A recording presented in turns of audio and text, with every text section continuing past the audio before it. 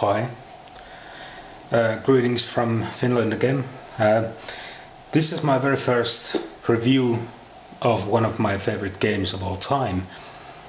This is an RPG called Unknown Armies. Unknown Armies is an occult, horror-themed role-playing game. It was created by Greg Stolze and John Tynes, and like it says right here in the back, recommended for mature readers. It's because this touches on some themes that are pretty adult. I don't mean that in like a sexual way or anything like that, though okay, that some of that is in here as well, but this is more of a adult game in the sense that it demands quite a lot of its players.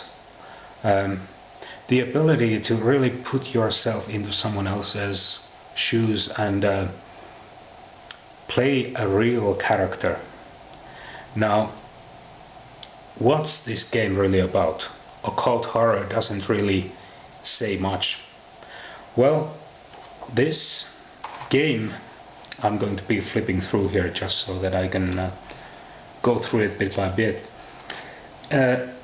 It focuses on a thing called the occult underground, and it is this sort of a network, or really a maze, of human beings who have tapped into something bizarre, whether it's magic, some paranormal thing, some horrific past life thing, whatever. This game does not have ghosts and goblins in the traditional sense of a horror role-playing game. Most of the things that the players will be facing will be human beings or effects and circumstances created by these human beings. Dangerous people who either don't care about the way they wield their power, or they're not even aware of what they're doing, or they know but they're willing to make the sacrifice or sacrifice others for their own gain. So this book is actually sectioned in a really interesting way. There are, like in another game I'm going to review in the future, the New World of Darkness, Hunter the Vigil, where there are these like stages of conspiracies. Here we have overviews. The very first one is called the Street Overview. This is where your characters are normal people, but they've had a trigger event. Something totally bizarre happened to them. Either to all of them, they experienced something together, or they, as separate individuals, all have gone through some truly weird stuff. Like, well, one of my favorite examples, say that your character is a social worker and they go to a tower block to visit a family. They go there, they have some really bizarre conversations with the head of the family, they leave, they come back the next week for their next scheduled appointment, and the family is not there. In fact, they've never been there. There is no paperwork to show that the social worker was ever there. The current occupant of the flat has been there for years. What happened and why? It's this kind of bizarre stuff. It doesn't have to be a werewolf attack always.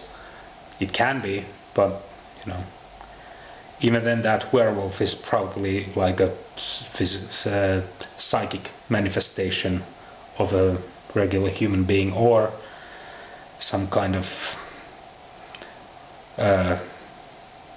mental entropy, where they think they're a werewolf but not really. Anyway, the street overview is like that. Then we have the global overview.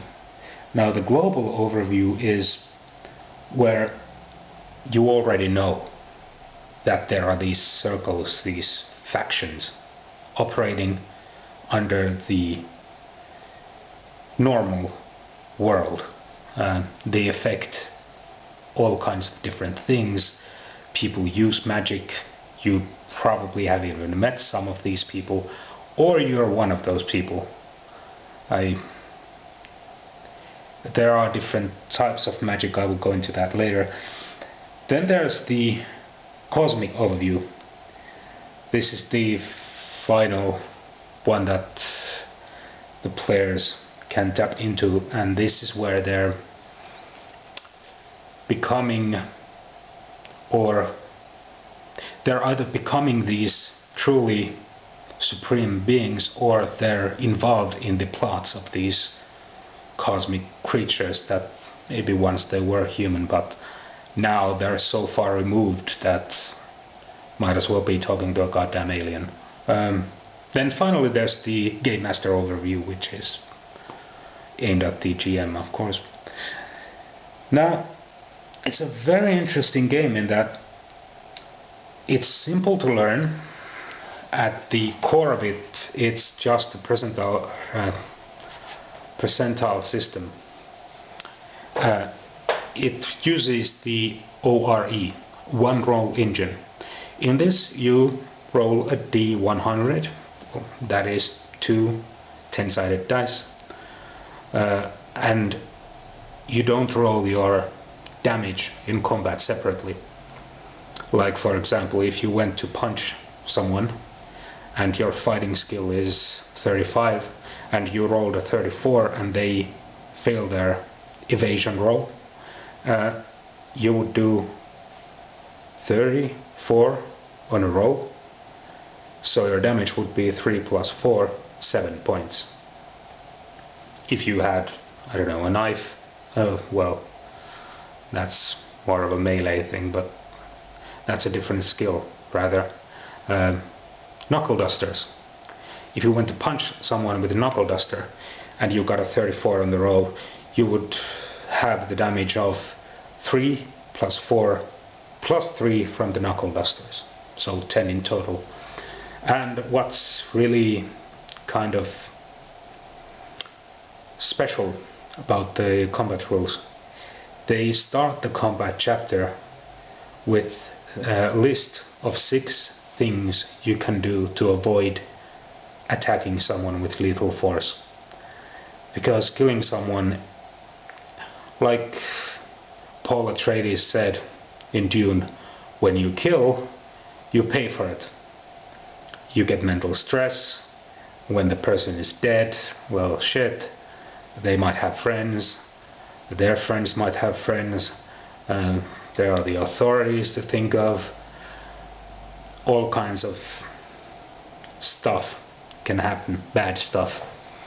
No man is an island, you know. Yeah. Another thing, in combat, the players don't keep track of their wound points. The Game Master does. And the Game Master doesn't say, okay, you took 12 points of damage. They describe what happens. The player notes it down so that they can remember it. But the GM is the only one who can actually see how many wound points you have and how much health you have left. So that when the GM is telling you, okay, Jeff, your character is in a bad way, you're coughing up blood, it feels like your lungs are on fire, and you think you've broken both of your ankles. At this point, Jeff starts thinking, okay, maybe I should surrender to these guys and I might live through this. It creates a special kind of tension, and it's quite important in a horror-themed game. Now I mentioned madness, or rather mental health earlier. When you kill, you roll for a stress on violence. There are actually a couple of page 64, a couple of these stress meters. I'll show you this. This is the madness chapter.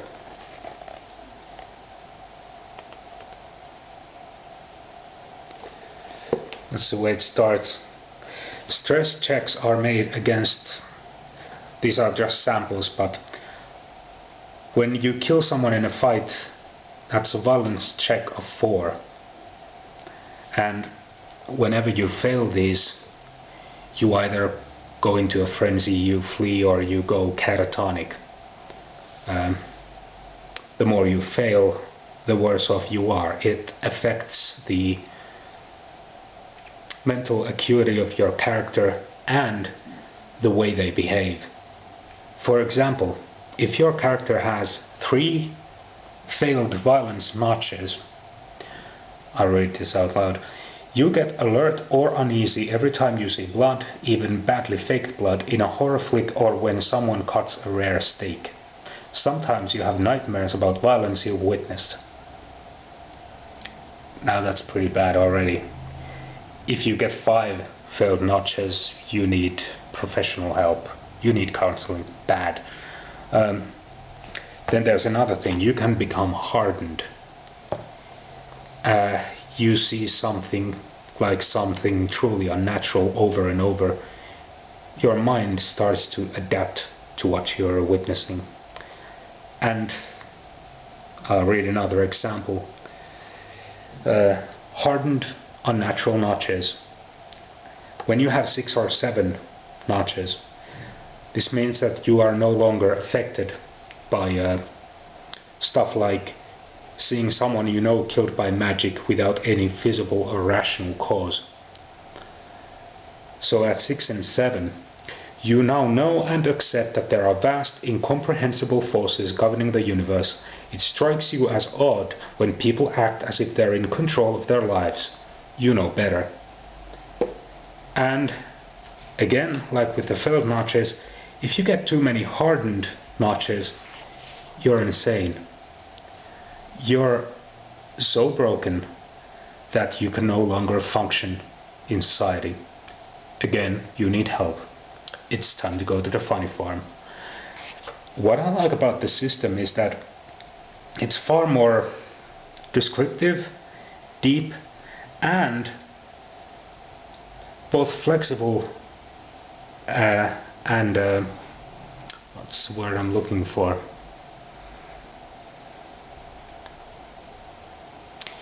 Well, anyway, it's way better than any other mental health systems I've seen in other games. Stuff like World of Darkness, where you have the humanity thing, and Call of Cthulhu, where you just have a sanity, and it's like your fuel gauge, it depletes, and when it hits 0, okay, bye, you're done. Here, the things you go through influence your character, and it's a wonderful element for role-playing. It also gives the players something more to think about than just bullets flying past their heads. Now, I have to say, though, this is not exactly a combat-oriented game, like you might have guessed. But combat does happen. And some combat happens through magic. Now, there are 2 types of magic users. There are adepts, which are basically like people who are obsessed by magic in one form or another. They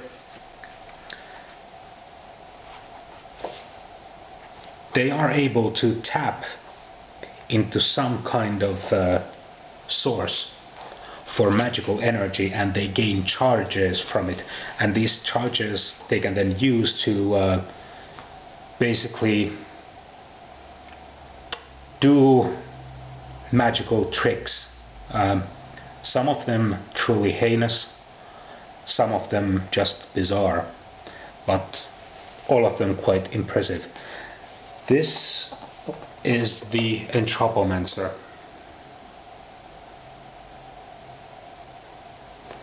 Now I'll read a bit here. Entropomancer, aka body bags, chaos mages. You know it's all a roll of the dice. What you risk reveals what you value. Safety is death, chaos is life. Let go. These guys actually get charges by taking foolish risks, or rather risks that others would think are foolish. The more they risk, the bigger the charges they gain. So if they go running through a busy intersection blindfolded, they might get quite a few charges out of it. But the thing is, they can't use their magic to pull off these daredevil stunts. And they have to actually risk something to gain something. And this is just one of the examples.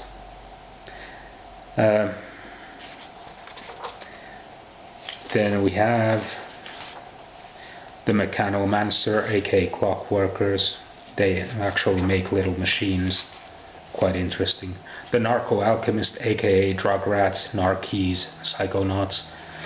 They get their juice out of different types of drugs and they amplify normal drugs with magic. Stuff like this. These are all adepts. Then we have the other side of the coin, the avatars. They are people who personify, or rather they act in accordance to a certain personification, like the warrior, the demagogue, the most valuable player, the fool, the mother, the masterless man. These are all different sorts of archetypes. The closer they follow this avatar's path, the closer they become to a sort of enlightenment, the more their powers grow. For example, the messenger, pictured here in a beautiful drawing, like so. The messenger carries the news. Anyone who tells you something important, something you didn't know, is weakly echoing the archetypal messenger.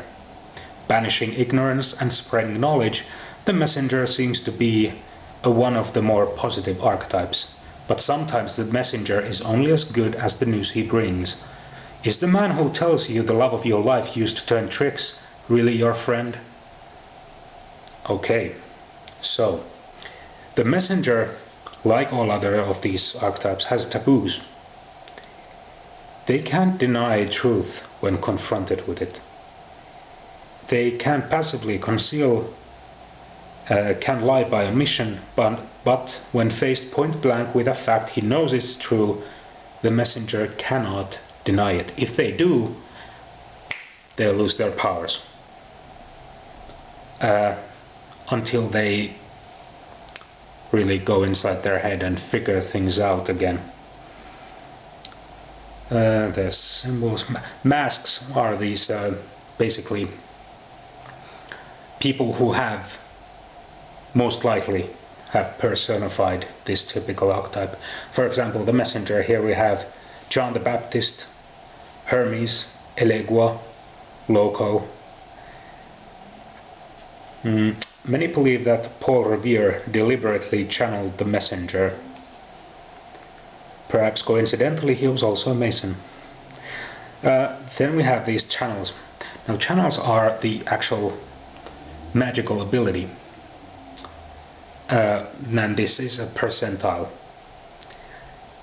At 1 to 50%, the lowest you can get, at the very beginning of the messenger's magical path.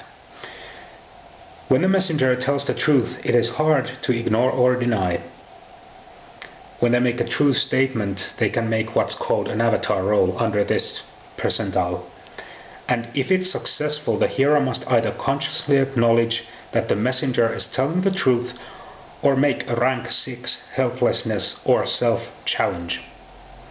Now this is a stress check, you know. They're confronted with the truth and they either have to accept it or feel mental anguish. At the top end, 91% or over. At this level, the messenger can get to any important event as long as he knows it's occurring. He does not simply have to know where or even what it is, but he can simply appear in the area, much like an avatar of the pilgrim. This means that if the messenger sees a grand election going on somewhere, or whatever type event, he can zap himself over there instantaneously just by making this avatar roll. Yeah, so those are the two main types of, I guess you could call them mages, but they don't really practice magic, they are magic. Yeah.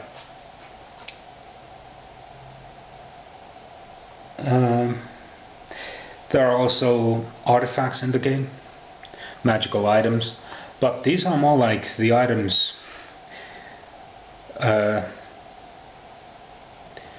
what's it called? It was this Sci-Fi Channel miniseries about The Room. Was it The Room? Where this motel room was the origin of these indestructible items that each had some bizarre power. These artifacts are kind of similar. They're not like magical swords or protective amulets like in D&D. In GM overview, the Game Master is getting a boatload of information here. Lots of these different factions, groups, NPCs, a lot of them, different campaign types, information on narrative structure, themes, basically all kinds of good information about running the game. And finally, yeah, there's the unnatural phenomenon. Demons, astral parasites, golems, lycanthropes, non-entities, revenants. But yeah, these are not your, like, whereas Hunter the Vigil and a lot of other horror games, they're like supernatural. You know, you go out and there's this creature and you shoot it full of silver or salt or whatever. Here, the monsters are way more bizarre. In fact, this entire game feels like the work of someone who looked into the mind of David Lynch through a smoky lens and was probably high. Brilliant, but high. It's a wonderful game. It's just, it can be a bit hard to get into if your players have never tried anything that's a bit more free form. Because in this game, when you create your character, you choose, for example, there are no tangible stats. There's body, speed, mind and soul, and under those are certain skills, but you make up those skills. For example, under body you might have fists of steel, which basically is your fighting role.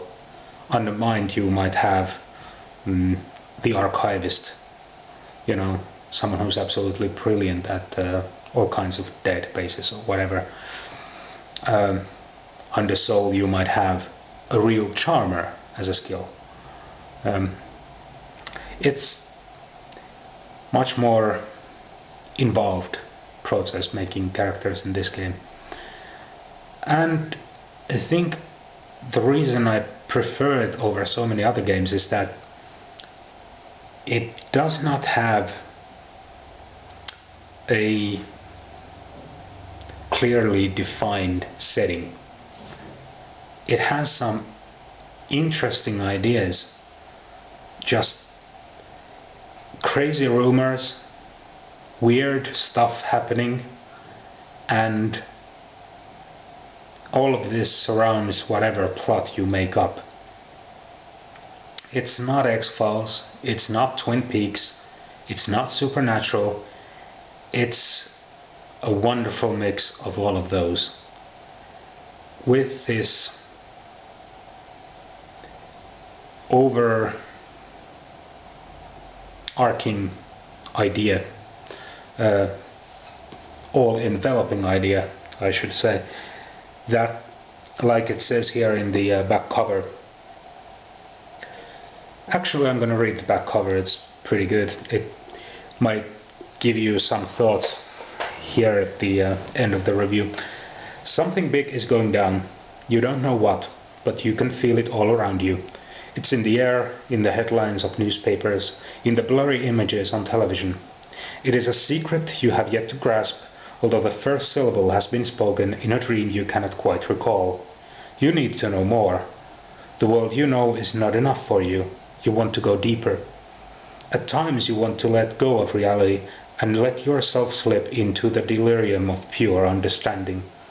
Anything would be preferable to the ignorance of daily life. You know there is a place, defined by ideas if not by atoms, and it holds the key to your desires. But there is danger there. People vanish, die horribly, become madmen, for the sake of whatever the secret is that lies at the heart of the unseen world. The world is the occult underground. Find it before it finds you. Unknown Armies is a role-playing game of power and consequences. Power and consequence, yeah, because I think it's actually in one of the Game Master chapters here, but they put it quite succinctly, that if something truly bad happens, most of the time you did it. Not too cheery an ending for a review, but it's not a cheery game.